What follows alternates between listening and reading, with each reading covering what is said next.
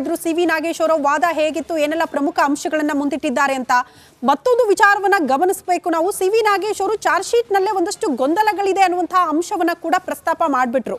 ಹಾಗಾಗಿ ಅನೇಕರಿಗೆ ಅನುಮಾನ ಬಂದಿದ್ದು ಚಾರ್ಜ್ ಶೀಟ್ ನಲ್ಲಿ ಹಾಗಾದ್ರೆ ನಿಜಕ್ಕೂ ಗೊಂದಲಗಳಿದೆಯಾ, ಅದರಲ್ಲಿ ಉಲ್ಲೇಖ ಆಗಿರುವಂತಹ ಅಂಶಗಳು ಸತ್ಯನಾ ಸುಳ್ಳ, ಪೊಲೀಸರ ತನಿಖೆ ಹೇಗಿತ್ತು ಅದೇ ದಿಕ್ಕು ತಪ್ಪಿಬಿಟ್ಟಿದೆಯಾ, ಇಂಥ ಅನುಮಾನಗಳು ಹುಟ್ಟೋದಕ್ಕೆ ಕಾರಣ ಆಗಿದೆ ಸಿ.ವಿ. ನಾಗೇಶ್ ಅವರು ಪ್ರಸ್ತಾಪ ಮಾಡಿರುವಂತಹ ಅಂಶ. ಆ ಕುರಿತ ಒಂದು ರಿಪೋರ್ಟ್ ಇಲ್ಲಿದೆ ನೋಡಿ.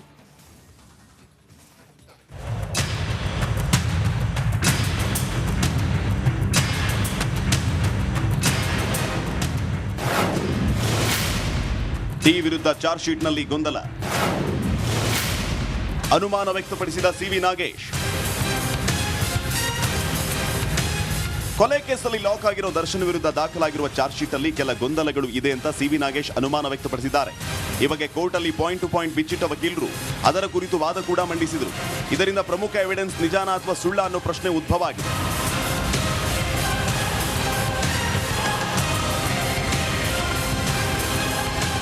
ರೇಣುಕಸ್ವಾಮಿಯ ಫೋಟೋಗಳು ನಿಜವಲ್ಲ ಅಂತ ಸಿ.ವಿ. ನಾಗೇಶ್ ಆರೋಪ ಮಾಡಿದ್ದು, ಈ ಆರೋಪಕ್ಕೆ ಉತ್ತರ ನೀಡುವುದಕ್ಕೆ ಪೊಲೀಸರು ಎಫ್ಎಸ್ಎಲ್ ಮೊರೆ ಹೋಗಿದ್ದಾರೆ. ರೇಣುಕಸ್ವಾಮಿ ಕೊಲೆ ಕೇಸಲ್ಲಿ ಚಾರ್ಜ್ ಶೀಟ್ ಸಲ್ಲಿಕೆಯಾಗಿದ್ದು, ಮೊಬೈಲ್ ರಿಟ್ರೀವ್ ವೇಳೆ ರೇಣುಕಸ್ವಾಮಿ ಕೈ ಮುಗಿದು ಕೂತಿರುವ ಫೋಟೋ, ಅಸ್ವಸ್ಥನಾಗಿದ್ದ ಫೋಟೋ ಸಿಕ್ಕಿತ್ತು. ಆದರೆ ಈಗ ಚಾರ್ಜ್ ಶೀಟ್ ಅಲ್ಲಿ ಉಲ್ಲೇಖಿಸಿರುವ ಫೋಟೋ ಬಗ್ಗೆ ಅನುಮಾನ ವ್ಯಕ್ತಪಡಿಸಲಾಗಿದೆ. ಈ ಫೋಟೋ ಕೃತ್ಯದ ವೇಳೆ ತೆಗೆಯಲಾಗಿದೆ ಅಂತ ಸಾಕ್ಷಿಯನ್ನಾಗಿ ಮಾಡಿಕೊಳ್ಳಲಾಗಿತ್ತು. ಆದರೆ ಈಗ ಫೋಟೋಗಳು ಆರ್ಟಿಫಿಷಿಯಲ್ ಇಂಟೆಲಿಜೆನ್ಸ್ ನಿಂದ ಸೃಷ್ಟಿ ಮಾಡಲಾಗಿದೆ ಅಂತ ಆರೋಪ ಮಾಡಲಾಗಿದೆ. ಆರೋಪದಿಂದ ಹೊರಬರೋದಕ್ಕೆ ಪೊಲೀಸರು ಎಫ್ಎಸ್ಎಲ್ ಮೊರೆ ಹೋಗಿದ್ದಾರೆ. ಈಗ ಫೋಟೋ ದೃಢೀಕೃತ ವರದಿ ಪೊಲೀಸರಿಗೆ ಅವಶ್ಯಕತೆ ಇದೆ.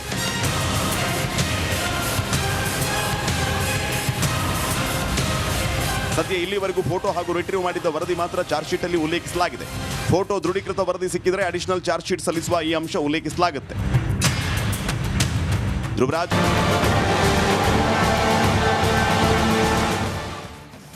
Welcome back. ನಟ ದರ್ಶನ್ಗೆ ಬೇಲ್ ಸಿಗಲೇಬೇಕು, ಆತ ಆಚೆ ಬರಲೇಬೇಕು ಅಂತ ಸಿ.ವಿ. ನಾಗೇಶ್ ಅವರು ಪ್ರಬಲವಾಗಿ ವಾದ ಮಂಡಿಸಿದ್ದಾರೆ. ಆದರೆ ಇದಕ್ಕೆ ಆಕ್ಷೇಪಣೆ ವ್ಯಕ್ತಪಡಿಸುವುದಕ್ಕೆ ಎಸ್ಪಿಪಿ ಕೂಡ ಸಜ್ಜಾಗಿದ್ದಾರೆ. ಹಾಗಾದ್ರೆ ಪ್ರಸನ್ನ ಕುಮಾರ್ ಅವರ ವಾದ ಹೇಗಿರುತ್ತೆ, ಆ ಕುರಿತ ಒಂದು ರಿಪೋರ್ಟ್ ಇಲ್ಲಿದೆ ನೋಡಿ.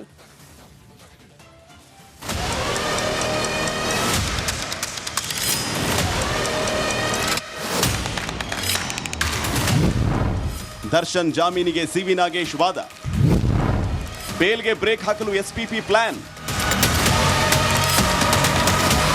ರೇಣುಕಸ್ವಾಮಿ ಕೊಲೆ ಕೇಸಲ್ಲಿ ಲಾಕ್ ಆಗಿರೋ ದರ್ಶನ್ಗೆ ಯಾಕಾಗಿ ಜಾಮೀನು ಸಿಗಬೇಕು ಅಂತ ಸಿ.ವಿ. ನಾಗೇಶ್ ಪ್ರಬಲ ವಾದ ಮಂಡಿಸಿದ್ದಾರೆ. ವಕೀಲರ ವಾದ ಆಲಿಸಿ ಇಂದಿಗೆ ಮುಂದಿನ ವಿಚಾರಣೆ ಮುಂದೂಡಿದೆ. ಈ ಮಧ್ಯೆ ಜಾಮೀನು ನೀಡದಂತೆ ಎಸ್ಪಿಪಿ ಬ್ರೇಕ್ ಹಾಕುವ ಸಾಧ್ಯತೆ ಇದೆ. ಪೊಲೀಸರನ್ನೇ ಟಾರ್ಗೆಟ್ ಮಾಡಿ ವಾದ ಮಂಡಿಸಿದ ಸಿ.ವಿ. ನಾಗೇಶ್ಗೆ ಕೌಂಟರ್ ಕೊಡೋದಕ್ಕೆ ಎಸ್ಪಿಪಿ ಪ್ರಸನ್ನ ಕುಮಾರ್ ತಯಾರಿ ನಡೆಸಿದ್ದಾರೆ. ಒಂದೇ ಏಟಿಗೆ ಎಲ್ಲ ಆರೋಪಿಗಳ ವಿರುದ್ಧ ಆಕ್ಷೇಪಣೆ ಬಾಣ ಬಿಡಲು ಸಿದ್ಧತೆ ನಡೆಸಿದ್ದಾರೆ. ಹಾಗಾದರೆ ಎಸ್ಪಿಪಿ ಮುಂದಿರುವ ಸವಾಲುಗಳು ಏನು ಅನ್ನೋದನ್ನು ನೋಡೋದಾದ್ರೆ, ಎಸ್ಪಿಪಿ ವಾದ ಹೇಗಿರುತ್ತೆ? ಸಾಕ್ಷಿಗಳ ಸಂಗ್ರಹ, ಮರಣೋತ್ತರ ಪರೀಕ್ಷೆ ನಡೆಸೋದಕ್ಕೆ ವಿಳಂಬಕ್ಕೆ ಎಸ್ಪಿಪಿ ಪ್ರಸನ್ನ ಕುಮಾರ್ ಕಾರಣ ನೀಡಲಿದ್ದಾರೆ. ಸಿಡಿಆರ್ ಹಾಗೂ ಆರೋಪಿಗಳ ಸ್ವಇಚ್ಛಾ ಹೇಳಿಕೆ ಹಾಗೂ 164 ಹೇಳಿಕೆ ಸಂಬಂಧ ಪ್ರತಿವಾದ, ಎಫ್ಎಸ್ಎಲ್ ರಿಪೋರ್ಟ್ ಮುಂದಿಟ್ಟು ವಾದ ಮಂಡಿಸುವ ಸಾಧ್ಯತೆ ಇದೆ. ದರ್ಶನ್ ಬಟ್ಟೆಯಲ್ಲಿ ರಕ್ತದ ಕಣ ಪತ್ತೆಯಾಗಿರೋ ಬಗ್ಗೆ ಉಲ್ಲೇಖ ಮಾಡಿದ್ದ ಸಿ.ವಿ. ನಾಗೇಶ್ ಈ ಪ್ರಶ್ನೆಗೆ ಎಫ್ಎಸ್ಎಲ್ ರಿಪೋರ್ಟ್ ಸಮೇತ ಉತ್ತರ ನೀಡುವ ಸಾಧ್ಯತೆ ಇದೆ. 164 ಹೇಳಿಕೆಗಳ ಬಗ್ಗೆ ಸ್ಪಷ್ಟನೆ ನೀಡುವ ಸಾಧ್ಯತೆ, ಪೋಸ್ಟ್ ಮಾರ್ಟಮ್ ರಿಪೋರ್ಟ್ನಲ್ಲಿನ ಅಂಶಗಳು ಉಲ್ಲೇಖದ ಬಗ್ಗೆ ಮಾತನಾಡುವ ಸಾಧ್ಯತೆ ಇದೆ. ಯಾವ ಹೊಡೆತದಿಂದ ರೇಣುಕಸ್ವಾಮಿ ಸಾವನ್ನಪ್ಪಿದ ಎಂಬುದರ ಬಗ್ಗೆ ಮಾತಾಡುವ ಸಾಧ್ಯತೆ ಇದೆ. ಅಡಿಷನಲ್ ಚಾರ್ಜ್ ಶೀಟ್ ಉಲ್ಲೇಖಿಸುವ ಸಾಧ್ಯತೆ ಇದೆ. ಎಫ್ಎಸ್ಎಲ್, ಸಿಎಫ್ಎಸ್ಎಲ್ ರಿಪೋರ್ಟ್ ಬಾಕಿ ಇದ್ದು ರೇಣುಕಸ್ವಾಮಿ ಹೊಡೆತ ತಿಂದಿರೋ ಫೋಟೋ, ವಿಡಿಯೋ ಫುಟೇಜ್ ಬಗ್ಗೆ ಕ್ಲಾರಿಫಿಕೇಶನ್ ನೀಡುವ ಸಾಧ್ಯತೆ ಇದೆ. ಈ ಎಲ್ಲ ಸಾಕ್ಷಿಗಳನ್ನ ಕೋರ್ಟ್ ಮುಂದೆ ಎಸ್ಪಿಪಿ ಹಾಜರುಪಡಿಸಿದ್ರೆ ದಾಸನಿಗೆ ಜಾಮೀನು ಸಿಗೋದು ಡೌಟ್ ಆಗಲಿದೆ. ಮಾದೇಶ್, ರಿಪಬ್ಲಿಕ್ ಕನ್ನಡ, ಬೆಂಗಳೂರು. ಈ ಬಗ್ಗೆ ಮತ್ತಷ್ಟು ಡೀಟೇಲ್ಸ್ ಅನ್ನ ಕೊಡ್ತಾ ಹೋಗ್ತಾರೆ ನನ್ನ ಸಹೋದ್ಯೋಗಿ ನಾಗೇಂದ್ರ ಬಾಬು ಕೂಡ ನೇರ ಸಂಪರ್ಕದಲ್ಲಿ ಜಾಯಿನ್ ಆಗ್ತಿದ್ದಾರೆ. ನಾಗೇಂದ್ರ ಬಾಬು, ಸಿ.ವಿ. ನಾಗೇಶ್ ಅವರ ವಾದ ಗಮನಿಸಿದ್ವಿ. ಹಲವರಿಗೆ ಖುಷಿ ಆಗಿರಬಹುದು ನಟ ದರ್ಶನ್ ಆಚೆ ಬರ್ತಾರೆ ಅಂತ, ಆದ್ರೆ ಇದಕ್ಕೆ ಕೌಂಟರ್ ಅಟ್ಯಾಕ್ ಅನ್ನೋ ರೀತಿಯಲ್ಲಿ ಪ್ರಸನ್ನ ಕುಮಾರ್ ಅವರ ವಾದ ಕೂಡ ಇರುತ್ತೆ ಅಂತ ಹೇಳಲಾಗ್ತಾ ಇದೆ. ಹೇಗಿರಬಹುದು, ಏನೆಲ್ಲ ಅಂಶ ಪ್ರಸ್ತಾಪ ಆಗಬಹುದು, ಏನ್ ನಿರೀಕ್ಷೆ ಮಾಡಬಹುದು?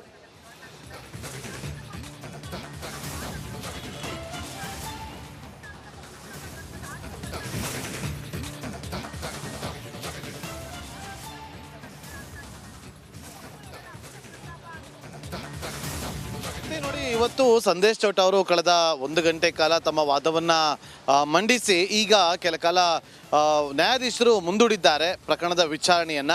ಆದರೆ ಇಲ್ಲಿ ಪ್ರಮುಖವಾಗಿ ಗಮನಿಸಲೇಬೇಕಾದಂಥ ಅಂಶ ಅಂತಂದ್ರೆ ದರ್ಶನ್ ಪರ ವಕೀಲರಾಗಿರುವಂಥ ಸಿ.ವಿ. ನಾಗೇಶ್ ಅವರು 2 ದಿನ ಪ್ರಬಲವಾಗಿ ವಾದವನ್ನ ಮಂಡಿಸುವ ಮೂಲಕ ಒಂದಷ್ಟು ಅಂಶಗಳನ್ನ ಅಲ್ಲಿ ಓಪನ್ ಕೋರ್ಟಲ್ಲಿ ತೆರೆದಿಡುವಂಥ ಕೆಲಸವನ್ನ ಮಾಡಿದ್ರು.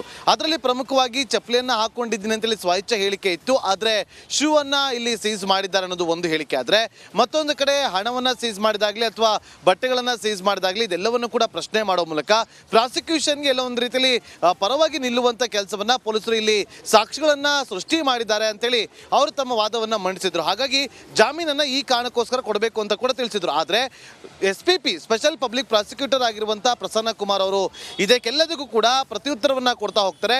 ಜೊತೆಗೆ ಪೊಲೀಸರ ತನಿಖೆಯ ವಿಚಾರಕ್ಕೆ ಸಂಬಂಧಪಟ್ಟಂತೆ ಸಿ.ವಿ. ನಾಗೇಶ್ ಅವರು ಏನು ವಾದವನ್ನು ಮಂಡಿಸಿದ್ರು ಆ ಎಲ್ಲ ಪ್ರಶ್ನೆಗಳು ಕೂಡ ಉತ್ತರವನ್ನ ಕೊಡೋ ಮೂಲಕ ಒಂದಷ್ಟು CCTV ಫುಟೇಜ್ಗಳಲ್ಲಿ ಏನು ದಾಖಲಾಗಿದೆ, ಯಾವೆಲ್ಲ ಸಾಕ್ಷಿಗಳನ್ನು ಪೊಲೀಸರು ತನಿಖೆ ಸಂದರ್ಭದಲ್ಲಿ ಗಮನಿಸಿದ್ದಾರೆ ಅನ್ನೋದ್ರ ಬಗ್ಗೆ ಎಲ್ಲವನ್ನು ಕೂಡ ಇವತ್ತು ಪ್ರಸ್ತಾಪ ಮಾಡುವಂಥ ಸಾಧ್ಯತೆ ಕಂಡು ಬರ್ತಾ ಇದೆ. ಸೊ ಆ ಮೂಲಕ ಯಾವ ಕಾರಣಕ್ಕಾಗಿ ರೇಣುಕಾಸ್ವಾಮಿ ಕೊಲೆ ಪ್ರಕರಣದ ಆರೋಪಿಗೆ ಜಾಮೀನನ್ನು ಕೊಡಬಾರದು ಅನ್ನುವ ಪ್ರತಿವಾದವನ್ನ ಇವತ್ತು ಸ್ಪೆಷಲ್ ಪಬ್ಲಿಕ್ ಪ್ರಾಸಿಕ್ಯೂಟರ್ ಆಗಿರುವಂಥ ಪ್ರಸನ್ನ ಕುಮಾರ್ ಅವರು ತಮ್ಮ ವಾದವನ್ನ ಮಂಡನೆ ಮಾಡಲಿದ್ದಾರೆ. ಶ್ರುತಿ. ಓಕೆ ನಾಗೇಂದ್ರ ಬಾಬು, ಧನ್ಯವಾದಗಳು ತಮ್ಮೆಲ್ಲ ಮಾಹಿತಿಗೆ. ಸಿ.ವಿ. ನಾಗೇಶ್ ಅವರು ಮೊದಲ ಅಂಶವನ್ನ ಕೂಡ ಇಲ್ಲಿ ಪ್ರಸ್ತಾಪ ಮಾಡ್ತಾರೆ. ಜೂನ್ 10ರಂದೇ 3 ಸರೆಂಡರ್ ಆಗಿದ್ರು. ಮತ್ತೊಂದು ಪಾಯಿಂಟ್ ಅನ್ನ ಗಮನಿಸಬೇಕು, ಜೂನ್ 12ರ ತನಕ ಕೂಡ ಪೊಲೀಸರು ಮಹಜರಿಗೆ ಹೋಗಿಲ್ಲ. 3 ಬಂದು ಸರೆಂಡರ್ ಆದ್ರು, ಇಲ್ಲ ನಾವೇ ಕೊಲೆ ಮಾಡಿದ್ದೀವಿ ಅಂತ. ಆದ್ರೆ 12ರ ತನಕ ಕೂಡ ಅಂದ್ರೆ 2 ದಿನಗಳ ತನಕ ಸ್ಪಾಟ್ ಮಹಜರೇ ಆಗಿಲ್ಲ, ಅವ್ರನ್ನ ಕರ್ಕೊಂಡು ಹೋಗಿ ಮಾಡ್ಲೇ ಇಲ್ಲ ಪೊಲೀಸರು ಅನ್ನುವಂಥ ಅಂಶವನ್ನ ಮುಂದಿಟ್ಟಿದ್ದಾರೆ. 2ನೇ ಅಂಶ ನಾವು ಗಮನಿಸಬೇಕು, ನಟ ದರ್ಶನ್ ಎಲ್ಲೂ ಕೂಡ ಶೂ ಧರಿಸಿದ್ದೆ ಅಂತ ಹೇಳ್ಕೊಂಡಿಲ್ಲ. ಅವರು ಪೊಲೀಸರ ತನಿಖೆಯ ಸಂದರ್ಭದಲ್ಲಿ ವಿಚಾರಣೆಯ ಸಂದರ್ಭದಲ್ಲಿ ಕೂಡ ಅದನ್ನ ಪ್ರಸ್ತಾಪ ಮಾಡಿಲ್ಲ. ಮಹಜರಿನಲ್ಲಿ ಚಪ್ಪಲಿ ಧರಿಸಿದ್ರು ಅಂತ ಉಲ್ಲೇಖ ಮಾಡಲಾಗಿದೆ. ಆದ್ರೆ ನಟ ದರ್ಶನ್ ಆ ಅಂಶವನ್ನ ಹೇಳಿಲ್ಲ. ಪೊಲೀಸರು ದರ್ಶನ್ ಶೂ ರಿಕವರಿ ಮಾಡಿದ್ದಾರೆ. ಹೇಗೆ?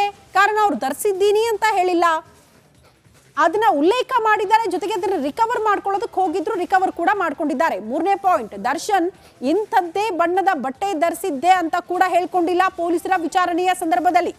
ಪೊಲೀಸರು ಅದೇ ಪ್ಯಾಂಟ್ ಅದೇ ಶರ್ಟ್ ಅಂತ ನಿರ್ಧಾರ ಮಾಡಿಬಿಟ್ರು. ಈಗೇನು ರಿಕವರ್ ಮಾಡ್ಕೊಂಡು ಬಂದಿದ್ದಾರಲ್ಲ, ದರ್ಶನ್ ಇದನ್ನೇ ಧರಿಸಿದ್ರು ಅಂತ ಅವರೇ ತೀರ್ಮಾನ ಮಾಡಿದ್ದಾರೆ, ಅವರೇ ಅದನ್ನ ರಿಕವರ್ ಮಾಡಿದ್ದಾರೆ ಅಂತ. 4ನೇ ಅಂಶವನ್ನ ಗಮನಿಸಬೇಕು, ದರ್ಶನ್ ವಿರುದ್ಧ ಯಾವುದೇ ಪ್ರಬಲ ಸಾಕ್ಷ್ಯಗಳು ಕೂಡ ಇಲ್ಲ. ಕೊಲೆ ಪ್ರಕರಣದಲ್ಲಿ ಅವರು ಭಾಗಿಯಾಗಿದ್ದಾರೆ ಅನ್ನೋದಕ್ಕೆ ಯಾವುದೇ ಪ್ರಬಲ ಸಾಕ್ಷ್ಯಗಳಿಲ್ಲ. ಶೆಡ್ ಸೆಕ್ಯೂರಿಟಿ ಗಾರ್ಡ್ ಮಾತ್ರ ಸಾಕ್ಷಿ ಆಗಿದ್ದಾರೆ, ಇಲ್ಲ ದರ್ಶನ್ ಕೂಡ ಬಂದಿದ್ರು ಅಂತ. ಆದ್ರೆ ಅದನ್ನ ಹೊರತುಪಡಿಸಿ ಪ್ರಬಲ ಸಾಕ್ಷಿಗಳು ದರ್ಶನೇ ಇದ್ರು, ಅವ್ರು ಹೊಡೆದಿದ್ದಕ್ಕೆ ಆತ ಸತ್ತ ಅನ್ನೋದ್ರ ಬಗ್ಗೆ ಯಾವುದೇ ಸಾಕ್ಷಿಗಳಿಲ್ಲ ಪೊಲೀಸರ ಬಳಿ. ಅದೇ ರೀತಿ ಮತ್ತೊಂದು ಅಂಶ ನಾವು ಗಮನಿಸಬೇಕು, ದರ್ಶನ್ ಸ್ಟೋನಿ ಬ್ರೂಕ್ನಲ್ಲಿ ಊಟಕ್ಕೆ ಹೋಗಿದ್ರು ಅನ್ನುವಂಥ ಅಂಶ ಕೂಡ ಅಲ್ಲಿ ಉಲ್ಲೇಖ ಆಗಿದೆ. ಅದನ್ನ ಕೂಡ ಸಿ.ವಿ. ನಾಗೇಶ್ ಅವರು ಇಲ್ಲಿ ಪ್ರಸ್ತಾಪ ಮಾಡಿದ್ದಾರೆ. ಪೊಲೀಸರು ಅಲ್ಲೇ ಪ್ಲಾನ್ ಮಾಡೋದಕ್ಕೆ ಸೇರಿದ್ರು ಅಂತ ಹೇಳ್ಬಿಟ್ಟಿದ್ದಾರೆ. ಬಟ್ ಅವ್ರು ಊಟಕ್ಕೆ ಹೋಗಿದ್ರು, ಕಾಮನ್ ಆಗಿ ಅವ್ರು ಅಲ್ಲಿ ಫ್ರೆಂಡ್ಸ್ ಜೊತೆ ಸೇರ್ತಾ ಇದ್ರು, ಪಾರ್ಟಿ ಮಾಡ್ತಾ ಇದ್ರು, ಊಟ ಮಾಡ್ತಾ ಇದ್ರು. ಬಟ್ ರೇಣುಕಾಸ್ವಾಮಿ ಕೊಲೆ ಪ್ರಕರಣಕ್ಕೆ ಸಂಬಂಧಪಟ್ಟಂತೆ ಮೀಟಿಂಗ್ ಆಗಿದೆ ಅಂತ ಪೊಲೀಸರು ಉಲ್ಲೇಖ ಮಾಡಿದ್ದಾರೆ. ಅದು ಸುಳ್ಳು ಅನ್ನುವಂತಹ ವಿಚಾರವನ್ನ ಪ್ರಸ್ತಾಪ ಮಾಡಿದ್ದಾರೆ. ಮತ್ತೊಂದು ಅಂಶ, ಚಿಕ್ಕಣ್ಣ ಯಶಸ್ ಸೂರ್ಯ ವಿಚಾರಣೆ ಕೂಡ ನಡೆಸಲಾಗಿದೆ ಈ ಪ್ರಕರಣಕ್ಕೆ ಸಂಬಂಧಪಟ್ಟಂತೆ ಅಂತ. ಇಬ್ಬರ 161 ಹಾಗೂ 164 ಹೇಳಿಕೆಗಳು ಕೂಡ ಒಂದೇ ರೀತಿ ಇಲ್ಲ, ಅದನ್ನ ಕೂಡ ನಾವು ಗಮನಿಸಬೇಕಾಗುತ್ತೆ ಅಂತ ಸಿ.ವಿ. ನಾಗೇಶ್ ಅವರು ಪ್ರಸ್ತಾಪ ಮಾಡಿದ್ದಾರೆ. ಮುಂದುವರೆದು ಮತ್ತೊಂದು ಅಂಶವನ್ನ ಪ್ರಸ್ತಾಪ ಮಾಡಿದ್ದಾರೆ, ಪೋಸ್ಟ್ ಮಾರ್ಟಮ್ ಮಾಡೋದಕ್ಕೆ ಅನಾವಶ್ಯಕ ತಡ ಮಾಡಿದ್ದಾರೆ ಪೊಲೀಸರು. ಯಾಕೆ ತಡ ಮಾಡಬೇಕಾಗಿತ್ತು ಇದನ್ನ ಪ್ರಶ್ನೆ ಮಾಡಿದ್ದಾರೆ ಸಿ.ವಿ. ನಾಗೇಶ್. ಮತ್ತೊಂದು ಅಂಶ, ರೇಣುಕಾ ಸಾವಿನ ಸಮಯ ಸರಿಯಾಗಿ ಅಂದಾಜು ಮಾಡಲಾಗಿಲ್ಲ. ಎಷ್ಟು ಸಮಯಕ್ಕೆ ಸತ್ರು, ಹೇಗೆ ಸತ್ರು, ಯಾರಿಂದ ಸತ್ರು, ಆ ಅಂಶ ಕೂಡ ಅಲ್ಲಿ ಉಲ್ಲೇಖ ಆಗಿಲ್ಲ ಅನ್ನೋದನ್ನ ಖಡಕ್ ಆಗಿ ಸಿ.ವಿ. ನಾಗೇಶ್ ಅವರು ಪ್ರಶ್ನೆ ಮಾಡಿದ್ದಾರೆ. ಫೋಟೋ ನೋಡಿ ಸಾವಿನ ಸಮಯ ಅಂದಾಜು ಮಾಡಿದ್ದು ತಪ್ಪು, ಪೊಲೀಸರು ಇಲ್ಲೂ ಕೂಡ ಎಡವಟ್ಟು ಮಾಡಿಕೊಂಡಿದ್ದಾರೆ ಅಂತ ಸಿ.ವಿ. ನಾಗೇಶ್ ಅವರು ಪ್ರಸ್ತಾಪ ಮಾಡಿದ್ದಾರೆ. ಮತ್ತೊಂದು ಅಂಶ, ದರ್ಶನ್ಗೆ ಮೋಹನ್ ರಾಜ್ 37 ಲಕ್ಷ ಹಣ ನೀಡಿದ್ರು ಅಂತ. ಅಂದ್ರೆ ಈ ಕೊಲೆಯ ಅಂಶವನ್ನ ಮುಚ್ಚಿ ಹಾಕೋದಕ್ಕೆ ಅಥವಾ ಮೃತದೇಹ ವಿಲೇವಾರಿ ಮಾಡೋದಕ್ಕೆ ಆ ದುಡ್ಡನ್ನ ಬಳಸಲಾಗಿದೆ ಅನ್ನುವಂತಹ ವಿಚಾರ ಏನು ಉಲ್ಲೇಖ ಆಗಿದೆ, ಅದಕ್ಕೆ ಸಂಬಂಧಪಟ್ಟಂತೆ ಕೂಡ ಸಿ.ವಿ. ನಾಗೇಶ್ ಅವರು ಹೇಳಿದ್ದಾರೆ. ಅದನ್ನ ಸಾಕ್ಷ್ಯಗಳಿಗೆ ನೀಡೋದಕ್ಕೆ ತರಲಾಗಿತ್ತು ಅಂತ ಹೇಳಲಾಗಿದೆ. ಬಟ್ ಅದು ಹಾಗಲ್ಲ, 37 ಲಕ್ಷ ಯಾಕಾಗಿ ಪಡೆದುಕೊಂಡಿದ್ರು ಅನ್ನೋದನ್ನ ಕೂಡ ಮುಂದುವರೆದು ಅವರು ಪ್ರಸ್ತಾಪ ಮಾಡ್ತಾ ಹೋಗ್ತಾರೆ. ಮತ್ತೊಂದು ಅಂಶ, ಆರೋಪಿಗಳ ಜೊತೆ ಫೋನ್ನಲ್ಲಿ ಮಾತನಾಡಿದ್ದೇ ತಪ್ಪಾ? ಸಹಜವಾಗಿ ಕಾಲ್ ಮಾಡಿದ್ದಾರೆ. ಆದ್ರೆ ರೇಣುಕಾ ಸ್ವಾಮಿ ಕೊಲೆ ವಿಚಾರಕ್ಕೆ ಸಂಬಂಧಪಟ್ಟಂತೆ ಅವ್ರು ಕಾಲ್ ಮಾಡಿದ್ರು ಅನ್ನೋದನ್ನ ಬಿಂಬಿಸಲಾಗಿದೆ. ಅದು ಕೂಡ ಸುಳ್ಳು ಅನ್ನುವಂತಹ ವಿಚಾರವನ್ನ ಪ್ರಸ್ತಾಪ ಮಾಡಿದ್ದಾರೆ. ಮುಂದಿನ ಅಂಶ, ಒಗೆದ ಬಟ್ಟೆಗಳಲ್ಲಿ ಹೇಗೆ ರಕ್ತದ ಕಲೆ ಪತ್ತೆಯಾಗಿದೆ ಇದನ್ನ ಪ್ರಶ್ನೆ ಮಾಡ್ತಾರೆ. ಕಾರಣ ದರ್ಶನ್ ಅವರ ಬಟ್ಟೆ ಶೂನಲ್ಲೂ ಕೂಡ ರಕ್ತದ ಕಲೆ ಇತ್ತು ಅಂತ ಹೇಳಲಾಗ್ತಾ ಇತ್ತಲ್ಲ. ಸೊ ಅದನ್ನೆಲ್ಲ ಕೂಡ ವಾಶ್ ಮಾಡಿದ್ದಾರೆ ಅಂತ ಹೇಳಲಾಗಿದೆ. ಅದರಲ್ಲಿ ಹೇಗೆ ರಕ್ತದ ಕಲೆ ಪತ್ತೆ ಆಗೋದಕ್ಕೆ ಸಾಧ್ಯ ಅನ್ನೋದನ್ನ ಕೂಡ ಇಲ್ಲಿ ಪ್ರಶ್ನೆ ಮಾಡಿದ್ದಾರೆ. ಎಕ್ಸಾಕ್ಟ್ಲಿ ಸಿ ವಿ ನಾಗೇಶ್ ಅವರು ಈ 15 ಕಾರಣಗಳನ್ನ ಮುಂದಿಟ್ಟು ನಟ ದರ್ಶನ್ ಅವರು ನಿರಪರಾಧಿ ಅನ್ನೋದನ್ನ ಬಿಂಬಿಸೋದಕ್ಕೆ ಹೊರಟಿದ್ದಾರೆ. ಅವರು ತಪ್ಪೇ ಮಾಡಿಲ್ಲ, ಕೊಲೆ